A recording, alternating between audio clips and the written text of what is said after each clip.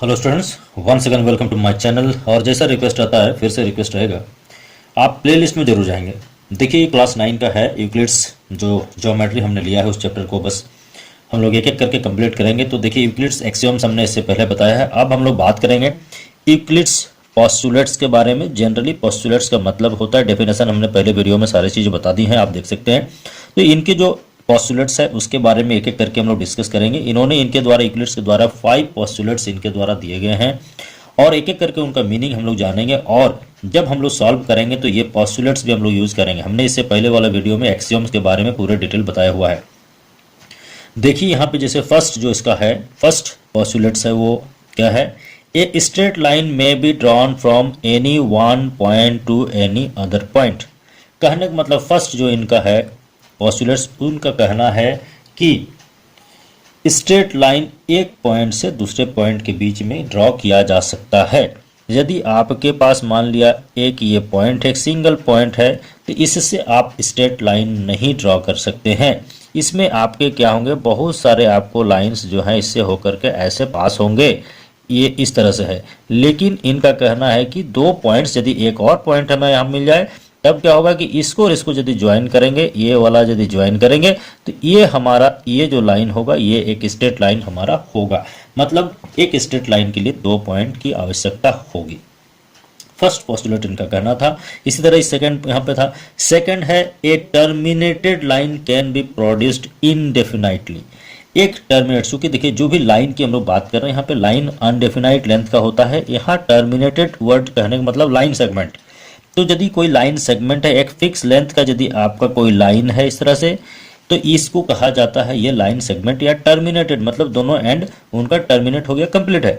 तब यदि इसको हम लोग चाहेंगे तो इनफाइनाइट लेंथ तक हम लोग इसको आगे यहाँ प्रोड्यूस कर सकते हैं, ये पीछे भी प्रोड्यूस कर सकते हैं। ये सेकेंड पोस्टुलेशन का है। थर्ड जो है, a circle can be drawn with any centre and any radius. कहने का मतलब कहीं से भी कोई सेंटर हम यहाँ पे चूज कर लें। कितना, मान लीजिए सेंटर है हमारा, इस इतना छोटा डायमीटर लेंगे, छोटा रेडियस लेंगे तो इतना बड़ा बनेगा, बड़ा रेडियस लेंगे तो इससे बड़ा बनेगा। मतलब यहाँ पे कोई फिक्स हमारा ना तो सेंटर है और ना ही हमारा कोई फिक्स इसका रेडियस है। आप कहीं भी इसको ड्रॉ कर सकते हैं। फोर्थ है, all right angles are equal to one another. चूंकि ऑलरेडी यहाँ पे देख रहे स्टेटमेंट राइट एंगल्स हैं, चूंकि राइट एंगल्स हैं मतलब 90 डिग्री होंगे। आप चाहे ये ऐसे 90 डिग्री बना लें, ऐसे इसको 90 बना लें, तो चूंकि 90 है, चूंकि मैग्नीट्यूड सेम है, इसलिए क्या होंगे, आपस में इक्वल होंगे। इसके बाद हम लोग बात करेंगे, ये जो है फिफ्थ, इसको जो है और एक नाम से जाना जाता है, इसका नाम है प्लेफेयर्स एक्सियोम के नाम से भी जाना जाता है। इसको यदि हम लोग एक अच्छी तरह से देखना चाहेंगे तो देखिए इसको हम लोग किस तरह से स्टेटमेंट को समझेंगे और ये डिटेल हम लोग बात करेंगे। इसका यूज बहुत फास्ट है, आगे हम लोग इसको बहुत सारा यूज करेंगे, तो इसको हम लोग देखते हैं।